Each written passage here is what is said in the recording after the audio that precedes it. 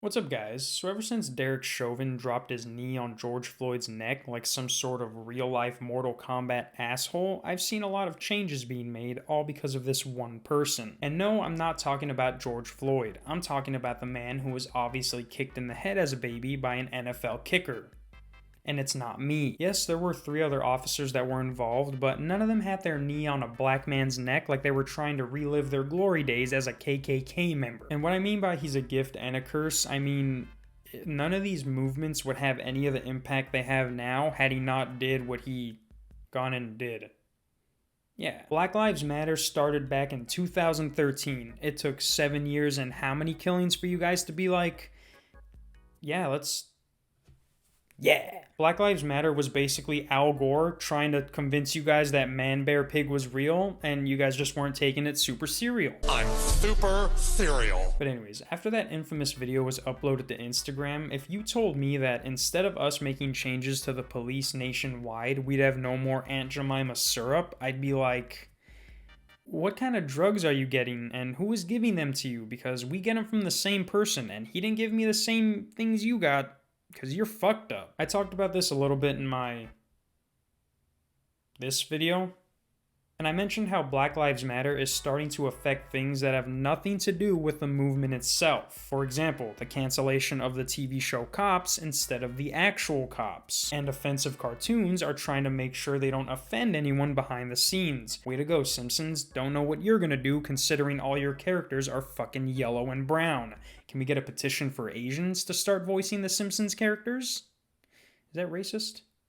Who cares? But those two things both made me go, excuse me, black people, is this what you really wanted? Because now's the perfect time to speak up. Like, you guys don't understand. Aside from wanting black people to rise up and become equal like they so rightfully deserve, there have been no less than, I shit you not, 500 other causes and movements people want me to get behind because they think they can hop on the George Floyd momentum train. And let me tell you, that train is all but dead, you feel me? And the people still on board don't even realize the conductor hopped to another train. And before I get into that and show you a lot of pictures, I want to talk about these other changes being made that, to me, are no more than changes being made under pressure with fear of public backlash. The first thing is, and I mentioned this earlier, but the changing of the Aunt Jemima logo and name. Black people have been treated like shit for years on years, and when shit finally hits the industrial fan, your thought process is to change the logo of a food product that already changed itself from the original to look less racist. Yeah, the earlier logos were out of pocket, but what they had now was intentionally made that way so they can keep a black lady on the bottle and not have you black people get pissed off. For wanting to be equal, y'all sure do get mad at having stuff white people don't. I mean, they went from this to this, and y'all still are like, nope, she's black, it's racist, get the fuck out of here and give me my Mrs. Buttersworth. What? They're getting rid of that too? You motherfucker. Another big thing inadvertently affected by this was the 4th of July. You're telling me that last year and the hundreds of 4th of Julys before that were okay? There wasn't any injustice going on prior to 2020? I know for a fact all these Instagram celebrities that are now like, oh, how could you celebrate 4th of July? We gotta focus on the real issues. Were the same people setting off fucking Scud missiles the last 4th of July. But now they're all like, oh, how can we celebrate 4th of July when there's Mexican kids being put in cages? I hate to break it to you, but Mexicans being put in cages isn't the first time they needed your support, asshole. It's like, oh, now they're being put in cages?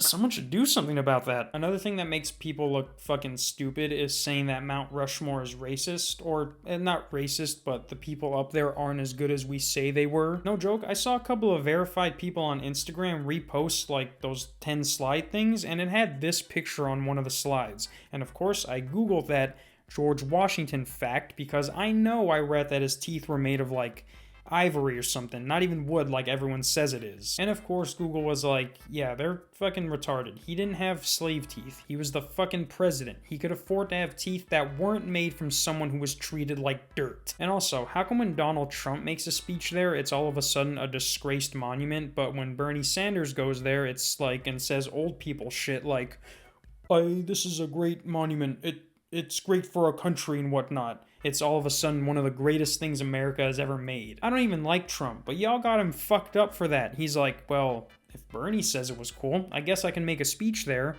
Oh, what's that? He had slave teeth?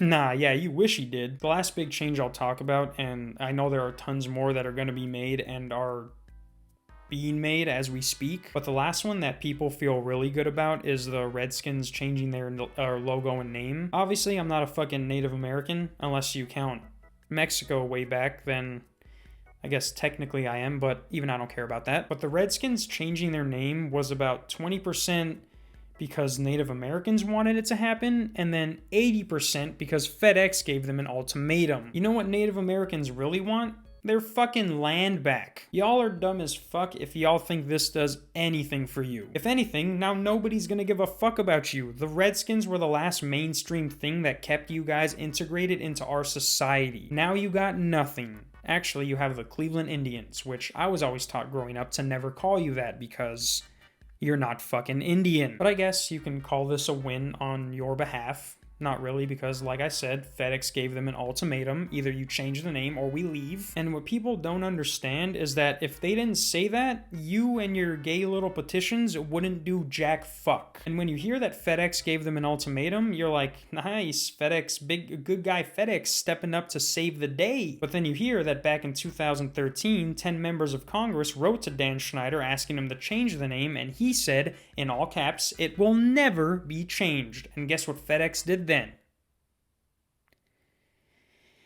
Nothing. Like, you want to know why this does very little, if anything, to help Native Americans? Who did Sean Taylor play for? The Redskins. Who did Doug Williams win a Super Bowl with? The Redskins. What team has 3 Super Bowl titles? The Redskins. People don't realize that the name is going to come up whether they like it or not. The name wasn't banned, it was just changed because white people got mad for someone else's race again. The name was around for 88 years. That was longer than some NFL teams have even been a franchise. And what makes me mad is that people are thinking that they can't say Redskins anymore. I was watching Good Morning America, or not Good Morning America, Good Morning Football, and they were talking about this, and one of the guys on there was like, and about the Redskins, and about Washington, sorry, it's going to take some time for me to get used to that. Like, he cut himself off from saying Redskins, and I'm like, what the fuck was that? They even try to say that the owner Dan Schneider did this because he had a change of mind after 7 years. No, he didn't, you dumbasses. He had no choice. FedEx had him by the dick and said, we'll let go when you change the name. Congratulations, America. Not only have you stole millions upon millions of acres of sweet Native American land, but now you've made anything with the name Redskins on it rare as fuck. But anyways, let's get back to the main point of the video. I know, this wasn't the main point of the video. Don't blame me, blame the writers. I am just the actor they use. But in the beginning, I was talking about how over the past month, I have seen no more or no less than 500 causes and movements people want me to get behind. Here's some.